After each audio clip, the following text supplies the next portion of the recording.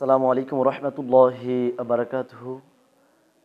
প্রিয় মুমিন মুসলমান ভাই বোনেরা, যে যেখান থেকে আজকে আমাদের এই ছোট্ট প্রোগ্রামটি দেখছেন, সবাইকে আন্তরিক সালাম ও মুবারকবাদ জানিয়ে ঈদ মুবারক জানিয়ে আজকে আমাদের এই ভিডিওর প্রোগ্রামটি শুরু করা যাচ্ছে। প্রিয় মুমিন বন্ধুগণ, আজকে আমরা আলোচনা করব শরীরে শক্তি বৃদ্ধি করার একটি টিপস নিয়ে। শরীরে শক্তি বৃদ্ধি করার জন্য একটি হালুয়া তৈরি করার সিস্টেম আপনাদেরকে বলে দেব। আপনারা চাইলে এই নিয়ম অনুযায়ী একটি হালুয়া তৈরি করে সেবন করতে পারেন। আর অবশ্য মনে রাখবেন, এই হালুয়াটি পুরুষ এবং মহিলা উভয়েই খেতে পারবে। এটা সেবনের মাধ্যমে পুরুষ এবং মহিলাদের যে শরীরের একটা শক্তি, এই শক্তিটা তারা ফিরে পাবে। যে সমস্ত নারী এবং পুরুষদের শরীরে শক্তি একেবারে কম, শরীরে শক্তি নেই, তারা একেবারে দুর্বল প্রকৃতির, ওই সমস্ত ভাই এবং বোনদের জন্য আজকের এই তদবিরটি। আপনারা আমার হাতে একটি কিতাব দেখতে পাচ্ছেন। কিতাবটার নাম হচ্ছে লজ্জাতুন নেসা। এই কিতাবটি অনেক মোটা একটি কিতাব।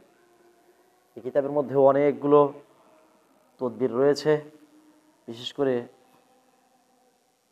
যেহেতু পবিত্র মাহে রমজান মাস আমাদের সামনে থেকে পর্যায়ক্রমে চলে যাচ্ছে, অনেকে আছেন রোজা রাখতে রাখতে শরীরটা দুর্বল হয়ে গেছে। এই জন্য আপনি যদি চান যে আপনার শরীরে একটু শক্তি বৃদ্ধি করবেন, শক্তি বৃদ্ধি করতে হলে অবশ্যই এই টিপসটি শুরু থেকে শেষ পর্যন্ত আপনাকে নিতে হবে সুন্দরভাবে। প্রিয় দর্শকবৃন্দু, যারা এখন পর্যন্ত আমাদের এই ছোট্ট চ্যানেলটি সাবস্ক্রাইব করেন নাই, তারা অতি দ্রুত আপনার এই সুন্দর হাতটি দিয়ে আমাদের এই ছোট্ট চ্যানেলটি সাবস্ক্রাইব করে রাখুন। আর লাইক করে কমেন্টে জানিয়ে যাবেন আপনি কোন বিষয়ের উপর ভিডিও চাচ্ছেন বা কোন বিষয়টি জানতে চাচ্ছেন।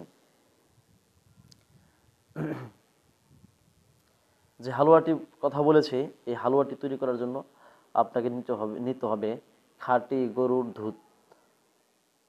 গরুর খাঁটি দুধ, গরুর খাঁটি দুধ শহর অঞ্চলের মধ্যে পাওয়া যায় একটু কম, গ্রাম অঞ্চলের মধ্যে বেশি পাওয়া যায়। যেহেতু আপনারা সবাই এখন গ্রাম অঞ্চলে চলে যাবেন, এজন্য এই খাঁটি দুধটাই নেওয়ার চেষ্টা করবেন।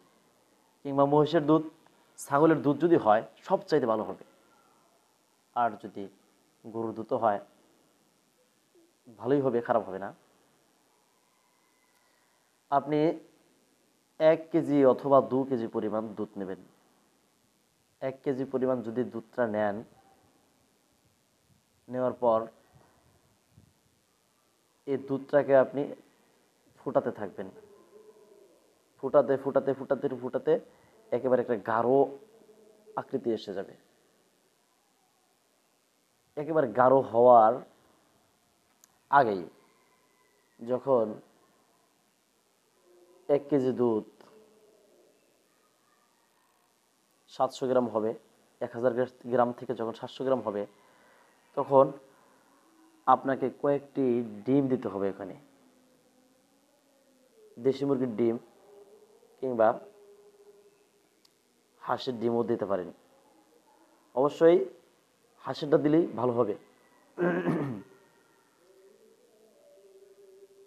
5 থেকে 6টা ডিম দিতে হবে। 6টা ডিম, 1 কেজি দুধের মধ্যে 6টা ডিম।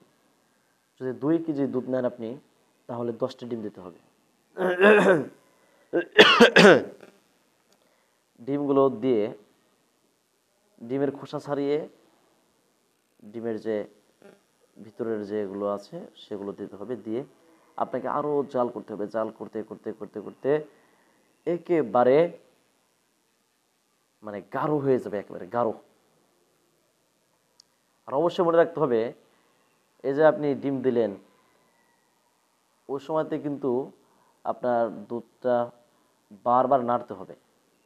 যদি না নাড়েন বা লাড়া না দেন চামিচ দিয়া, তাহলে কিন্তু নিচে হয়তো পুড়ে যেতে পারে, পাতিলের সাথে লেগে যেতে পারে। এজন্য একটু নাড়ার তালে থাকতে হবে। আর চুলার যা জ্বলার যে ধাঁচটা রয়েছে সেটা কিন্তু একেবারে অল্প করে দিতে হবে, অতিরিক্ত মাত্রায় জাল দেওয়া যাবে না, মানে আস্তে আস্তে জাল দিতে হবে দীর্ঘমেয়াদী সময়। তো এটা গাঢ় করে নিয়ে এরপরে আপনি ফ্রিজে রেখে, বা শীতের দিন হলে ভালো হয়, যেহেতু এখন শীতের দিন না, আপনি 20 গ্রাম পরিমাণ, 20 গ্রাম পরিমাণ, মনে রাখবেন 20 গ্রাম পরিমাণ, প্রতিদিন 20 গ্রাম পরিমাণ, যতদিন যায় এই ওষুধগুলো আপনি সেবন করবেন। এখন যদি আপনি অতিরিক্ত মাত্রায় দুর্বল হন, 20 গ্রামের পরিমাণে আপনি 30 গ্রাম পরিমাণও খেতে পারেন। এই ওষুধটা খেলে যে শুধু শরীরের শক্তি বাড়বে তাই নয়, যাদের ধাতু দুর্বলতা আছে বা স্ত্রী সহবাসে অক্ষম, তাদের জন্য বিশেষ উপকার এই খাবারটি। আমি বিভিন্ন সময়ে বিভিন্ন বিষয়ে আলাপ আলোচনা করে থাকি আপনাদের সাথে। আশা করি ভিডিওটি আপনাদের ভালো লেগেছে। এতক্ষণ এতক্ষণ সাথে থাকার জন্য প্রত্যেককে ধন্যবাদ। দেখা হবে পরবর্তী ভিডিওতে। আসসালামু আলাইকুম ওয়া রাহমাতুল্লাহি ওয়া বারাকাতুহু।